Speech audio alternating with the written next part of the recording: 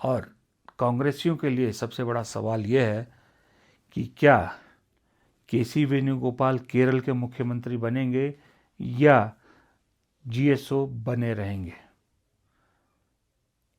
जानकार कहते हैं दिल्ली में तो पूरी लॉबी लगी है कि केसी वेणुगोपाल को केरल भेजो ताकि दिल्ली में उनसे छुटकारा मिले, कोई नया संगठन महासचिव बने जो थोड़ा पार्टी के लिए काम करे। लेकिन रोड़ा बीच में एक ही है, वो है राहुल गांधी। राहुल गांधी मेहरबान है केसी वेणुगोपाल पे। केसी वेणुगोपाल खुद भी मुख्यमंत्री बनना चाहते हैं, लेकिन राहुल गांधी की स्टाइल ऑफ पॉलिटिक्स ये है कि वो अपने चहेतों को कोई मलाईदार पद नहीं देंगे, और दूसरा, जो लोकल विधायक की चॉइस होगी वो उस चॉइस को मुख्यमंत्री बनाना चाहेंगे, क्योंकि वो नहीं चाहते कि जो उन्होंने कांग्रेस में बदलाव किए हैं, अपने स्टाइल की जो कांग्रेस बनाने की कोशिश कर रहे हैं, उसमें कुछ गड़बड़ हो या वो फिर बैकफुट पे आए। तो ऐसे में अगर राहुल गांधी अपना पैर पीछे खींच लेते हैं तो मुख्यमंत्री केसी वेणुगोपाल नहीं बनते हैं। केसी वेणुगोपाल फिर, मुझे नहीं मालूम, 7 साल होने को आए, 5 साल का कार्यकाल था, और कितने साल फिर संगठन महासचिव के रूप में कांग्रेस के गले की हड्डी बने रहेंगे। गले की हड्डी इसलिए कह रहा हूँ कि जो केरल में उन्होंने मेहनत की, काश उसका 1% भी दूसरे राज्यों में किया होता केसी वेणुगोपाल का, क्योंकि केसी वेणुगोपाल के रिपोर्ट कार्ड में कहीं भी कोई भी रेड मार्क के अलावा कुछ नहीं है, सिर्फ red mark, red mark, red mark, red mark. तो ऐसा जीएसओ तो कांग्रेस के इतिहास में आज तक नहीं हुआ होगा, और ऐसे जीएसओ को इतना लंबा चलाए रखना, ये राहुल गांधी की भी बहुत बड़ी गलती है। जब मल्लिकार्जुन खड़गे को आपने राष्ट्रीय अध्यक्ष बना दिया, जब आपने कहा कि वो इंडिपेंडेंट है, तो मुझे लगता है कि फिर उन्हें संगठन महासचिव चुनने का भी हक देना चाहिए था। ये अलग बात है कि सीडब्ल्यूसी या कांग्रेस का पूरा सिस्टम चुनता है, लेकिन अपना चुना हुआ जीएसओ उन्हें थोपने की ज़रूरत नहीं थी। जब 5 साल का कार्यकाल पूरा हो गया, तो 5 साल का कार्यकाल पूरा होते ही केसी वेणुगोपाल को साइड करके किसी नए को मौका देना चाहिए था। चलो, था, नहीं हुआ, कम से कम अब तो मौका दे ही सकते हैं। अब तो मुझे लगता है फिर से एक नया जीएसओ कांग्रेस को चाहिए, क्योंकि संगठन को लेकर, सृजन को लेकर जो भी कवायद राहुल गांधी ने शुरू की है वो फ्रूटफुल होती नज़र नहीं आ रही।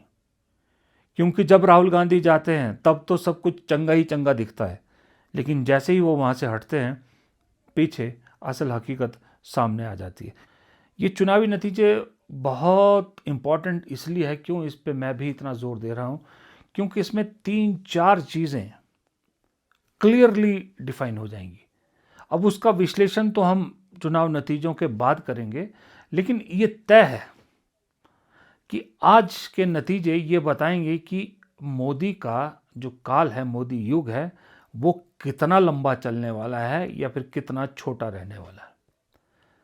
दूसरा ये तय होगा कि क्या देश के हर कोने में बीजेपी की नफरत की राजनीति चलेगी या रिजेक्ट होती नजर आएगी। तीसरा ये नजर आएगा कि क्या लोगों को कैश स्कीम्स ही सबसे बड़ी चुनावी फैक्टर लगता है, या फिर जो दूसरे बेसिक चुनावी मुद्दे होते हैं वो भी आज जिंदा हैं।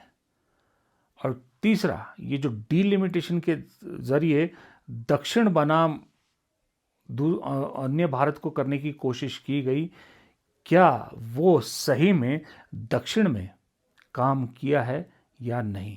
क्या दक्षिण की फोर्सेस बीजेपी के खिलाफ पूरी तरह से उतर आई हैं?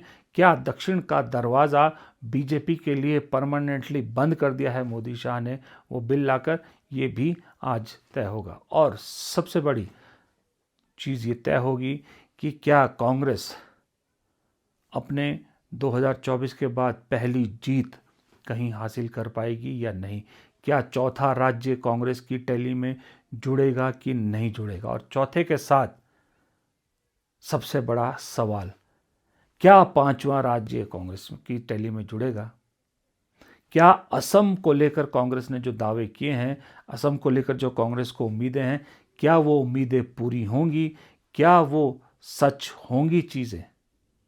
ये बहुत सारी चीज़ें हैं और इन सब के बीच में एक चीज़ और है कि Rahul Gandhi style of politics, जिसके मैंने कल शाम के वीडियो में कहा कि लॉन्ग रन वो पॉलिटिक्स कर रहे हैं, उनके इश्यूज़ को हम चुनावी नतीजों पे नहीं तोल सकते। क्या उन्हें फिर इन नतीजों पर तोला जाएगा? बंगाल में जहां तीसरे नंबर की पार्टी कांग्रेस है, क्या फिर वहां पर राहुल गांधी के नाम कांग्रेस की हार थोप दी जाएगी? क्या देश की गोदी मीडिया राहुल गांधी के नाम सेंचुरी कर देगी, हार की सेंचुरी करेगी? क्या राहुल गांधी को एक बार फिर पंचिंग बैग बनाया जाएगा? खैर, ये सब चीज़ें किसी और दिन बात करेंगे। आज चुनावी नतीजों की बात थी, छोटा सा वीडियो मैंने बनाया कि आज क्योंकि कुछ ज़्यादा बात नहीं करेंगे। चुनाव नतीजों के बाद बहुत कुछ होगा बोलने को, तो चुनाव नतीजों के बाद आपसे फिर मुलाकात होगी। तब तक इस छोटे से वीडियो के साथ मुझे इजाज़त दीजिए। नमस्कार।